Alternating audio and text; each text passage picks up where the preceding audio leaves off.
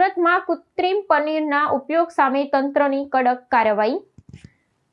પ્રખ્યાત ભોજનશાળાઓમાં સઘન તપાસનો ધમધમાટ શરૂ. સુરત શહેરમાં નાગરિકોના આરોગ્ય સાથે થતા ચેડા અટકાવવા અને ભેળસેળયુક્ત તેમજ કૃત્રિમ પનીરના વેચાણને ડામવા માટે સુરક્ષા દળની વિશેષ શાખા દ્વારા વ્યાપક ઝુંબેશ હાથ ધરવામાં આવી છે. આ કડક કાર્યવાહી અંતર્ગત શહેરની નામાંકિત ભોજનશાળાઓ અને ખાદ્ય પદાર્થો પીરસતા વિવિધ સ્થળો પર અચાનક અને સઘન તપાસ શરૂ કરવામાં આવી છે. ગ્રાહકોના હિતને પ્રાધાન્ય આપી આહાર કેન્દ્રોના સંચાલકો માટે તેઓ ભોજનમાં શુદ્ધ પનીરનો ઉપયોગ કરે છે.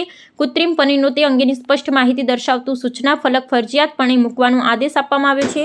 રિચી રીચ, લા પિનોઝ, ટાકો બેલ, બર્ગર કિંગ અને KFC જેવા પ્રખ્યાત આહાર કેન્દ્રોના પરિસરમાં પણ અધિકારીઓએ ઝીણવટભર્યું નિરીક્ષણ કર્યું હતું.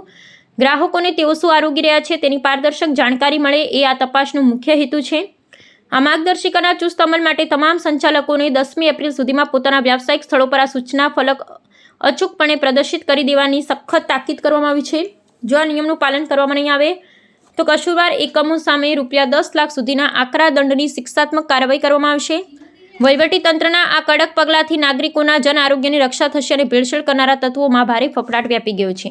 એસઓજીની પૂરી ટીમ અને ફૂડ સેફ્ટી ઓફિસર્સની મહાનગરપાલિકાની ટીમ આજે અલગ અલગ રેસ્ટોરન્ટ રિચી રીચ, લા પિનોઝ પિઝા, ટાકો બેલ, બર્ગર કિંગ, KFC, મસાલા કિચન, લા કાફેટેરિયા, ફલાફલ આ બધી જગ્યાએ જઈ અને કયા પ્રકારનું પનીર વાપરે છે એનું બોર્ડ લગાવેલું છે કે કેમ તે ચકાસણી કરવામાં આવેલ અને તે લોકોને 10 તારીખ સુધીમાં આ બોર્ડ લગાવવા માટેની કડક સૂચના પણ આપવામાં આવેલ અને 10 તારીખ પછી જો બોર્ડ નહીં લગાવવામાં આવે તો એ લોકોને 10 લાખ સુધીનો જે દંડાત્મક કાર્યવાહી કરવામાં આવશે એ પ્રકારની સૂચના આજે આપવામાં આવી છે અને આ તમામ જગ્યાએ જે છે ચેકિંગ કરવામાં આવેલું છે.